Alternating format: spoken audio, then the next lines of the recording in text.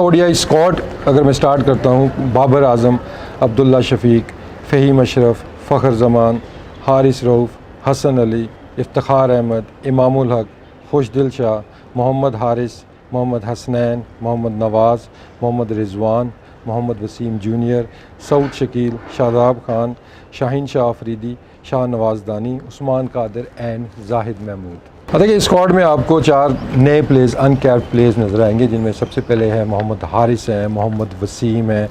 उसके बाद शाह नवाज़ दानी है और उसके बाद हमारे पास मौजूद हैं जाहिद महमूद। अब इन प्लेयर्स को अगर हम देखते हैं तो ओबियसली दे हैव परफॉर्म्ड कि जहाँ पे ये खेले हुए हैं डोमेस्टिक क्रिकेट में। कुछ प्लेयर्स हमने रिकॉल भी किए हैं, जिसमें खुशदिल शाह है और इफ्तिखार अहमद है। ओबियसली काफ़ी हमारी डिस्कशन हुई ओडीआई क्रिकेट के हवाले से, कुछ एरियाज़ हमने मार्क किए और ओबियसली एक एरिया जो एक नुमाया चीज़ है कि मिडिल ऑर्डर का हमारा थोड़ा सा जो इशू चल रहा है, उसको हमने कवर करने की कोशिश की है कि नए प्लेयर्स को अपॉर्चुनिटी मिले, थोड़ा एनवायरनमेंट के अंदर आए, उनको एक्सपोजर थोड़ा सा मिले और अगर उनको मौका मिलता है तो वो एक्सप्रेस करें अपने जो भी उनकी स्किल्स हैं उनके पास। दूसरा जो हमने रिकॉल किया है उसमें आप थोड़ा सा देख सकते हैं कि हमारी एक उसके पीछे आपको एक सोच नज़र आएगी। अगर आप बैटिंग के कॉम्बिनेशंस देखते हैं तो उसके अंदर आपको एक सोच नज़र आएगी कि there are certain left handers आपको नज़र आएंगे, राइट हैंड लेफ्ट हैंड का कॉम्बिनेशन वो हमारे जहन में था, वो देखते हुए टॉप ऑफ द ऑर्डर भी और मिडिल ऑर्डर में भी, क्योंकि ये चीज़ें बहुत ज़्यादा मैटर करती हैं। तो हमने कॉम्बिनेशन इस तरह का तैयार किया है कि इसके अंदर यंगस्टर तो आपको नज़र आ ही रही है, लेकिन साथ साथ आपको थोड़ा एक्सपीरियंस भी नज़र आएंगे, तो एक आपको ब्लेंड नज़र आएगा। और होपफुली जो हमारी अपनी कंडीशंस हैं, होम कंडीशन में हमारी सीरीज़ होने जा रही हैं, उन कंडीशंस को भी हमने मद्देनज़र रखा है कि किस तरह की पिचेज़ होंगी, क्या हमारी स्ट्रैटेजी होगी। उस हवाले से हमने मुख्तलिफ ऑप्शन इस स्क्वाड के अंदर रखे हैं। लेकिन शाह नवाज़ दानी की जहाँ तक बात है तो काफ़ी एक डिबेट भी चली थी कि शायद उनको इंग्लैंड टूर पे होना चाहिए था, बट इफ़ यू रिमेंबर कि जब टीम अनाउंस हुई थी तो वो पीएसएल के जो यूएई के हमारा लेग था उससे पहले अनाउंस हो चुकी थी और उसके बाद शाह नवाज़ दानी की परफॉर्मेंस सामने आई, तो डेफिनेटली वो हमारे रडार में उससे पहले रेड बॉल में था, वो टेस्ट टीम के साथ ट्रैवल भी कर रहा था। उसके बाद उसने अपनी स्किल शो की वाइट बॉल के अंदर भी, तो वो आप कह सकते हैं कि उस परफॉर्मेंस के बाद इन पीएसएल और उसको जो बैक कर रही थी परफॉर्मेंस उसकी डोमेस्टिक क्रिकेट की, वाइट बॉल की और रेड बॉल की, तो वो एक सॉर्ट ऑफ ऑटोमेटिक सिलेक्शन हमारे लिए बन गया था कि ये वाइट बॉल में भी इसका पोटेंशियल है। तो that was the reason behind Shah Nawaz Dahani. उसके बाद मोहम्मद वसीम जूनियर को यू हैव ऑलरेडी सीन कि उनका जो टैलेंट है, जो उनके पास स्किल्स हैं, उन्होंने इंटरनेशनल लेवल अपने आप को उन्होंने जाके प्रूव किया कि जैसे सीरीज़ में वेस्ट इंडीज़ में खेली है, तो वो भी सॉर्ट ऑफ एक हमारे लिए ऑटोमेटिक चॉइस आप कंसिडर करें कि उसको कंटिन्यूटी हम लेके आए हैं कि डिफरेंट फॉर्मेट है, लेकिन उसने डोमेस्टिक में जो 50 ओवर्स गेम थे उसमें भी परफॉर्म किया है with the bat and with the ball, तो हमारे लिए वो पोटेंशली वो भी आप कह सकते हैं कि ऑटोमेटिक एक सिलेक्शन में आ जाता है। उसके बाद अगर हम देखते हैं जाहिद महमूद, थोड़ा सा अनफॉर्चुनेट आप उनको कह सकते हैं कि उनका एक ब्रिलियंट डेब्यू हुआ यहाँ पे कज़ाफ़ी स्टेडियम में अगेंस्ट साउथ अफ्रीका, उन्होंने विकेटें भी ली, लेकिन अनफॉर्चुनेटली उनके बाद उनको मौके नहीं मिले, बट ही हैज़ शोन कि ही हैज़ द टेम्परामेंट, उनके पास स्किल्स हैं कि वो इंटरनेशनल लेवल को कॉप कर सकते हैं। तो स्पिन डिपार्टमेंट को थोड़ा और मजबूत करने के लिए एक और ऑप्शन हमने बढ़ाया है कि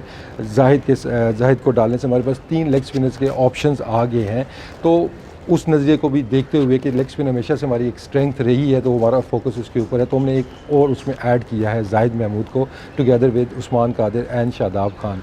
उसके बाद जो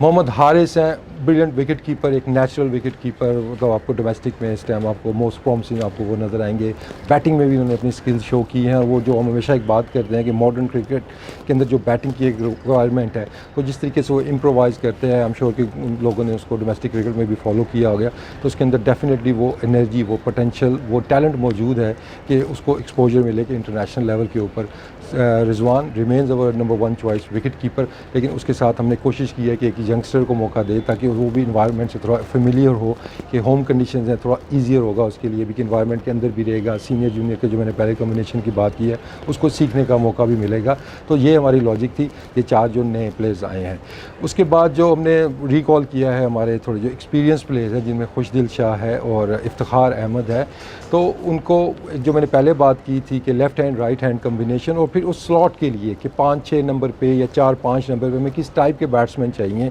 तो वो हमने चीज़ें कंसिडर की हैं कि वो ओबियसली टीम प्लानिंग का एक हिस्सा है कि क्या उनका रोल होगा अगर वो 5 या 6 नंबर पे खेलते हैं, क्या कॉम्बिनेशन हमें चाहिए, किस टाइप की हमें बैटिंग चाहिए। तो इन दोनों के पास स्किल्स मौजूद हैं, इनका देखते हैं तो एक्सपीरियंस भी इनके पास मौजूद है 50 ओवर्स का, तो वो चीज़ें देखते हुए हमने इनको रिकॉल किया है। और हम होपफुल हैं कि हमारा जो मिडिल ऑर्डर का थोड़ा सा प्रॉब्लम चल रहा है उसके अंदर हम इस स्ट्रैटजी से कि रोल बेस हमने अब थोड़ी सी सिलेक्शन उसमें की है कि left hand combination, right hand combination के सर्टन ओवर्स के बाद अगर ये प्लेयर जाता है तो इसका रोल क्या होगा, आखिर में इनका रोल क्या होगा। तो इन दोनों के अंदर ये क्वालिटी मौजूद है कि ये दोनों तरह की क्रिकेट खेल सकते हैं, नॉर्मल रवायती क्रिकेट भी खेल सकते हैं और अग्रेसिव क्रिकेट भी खेल सकते हैं। जी, ऑन गोइंग हमारी डिस्कशंस जारी हैं क्योंकि आगे काफ़ी क्रिकेट हमारी आ रही है। T20 सीरीज़ है न्यूजीलैंड की, इंग्लैंड की, उसके बाद हमारा वर्ल्ड कप आ रहा है, लेकिन सबसे पहले हमारी ODI सीरीज़ है अगेंस्ट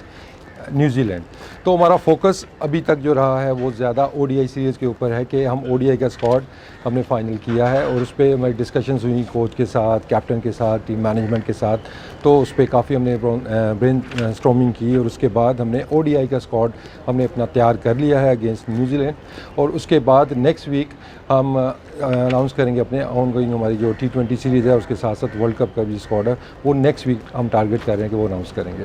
तो देखिए, सिलेक्शन एक ऐसा काम है कि जिस पे आई थिंक 100% आप कभी भी एक सेटिस्फेक्शन हर बंदे की नहीं आ सकती है। हर बंदे का एक अपना पॉइंट ऑफ व्यू होता है, अपनी एक टीम बना के वो सामने रखते हैं, चाहे आप वो सोशल मीडिया पे देखें या मीडिया पे देखें या अपने कुलीग से भी बात करें, मतलब क्रिकेटर से भी बात करते हैं। तो ये एक टफ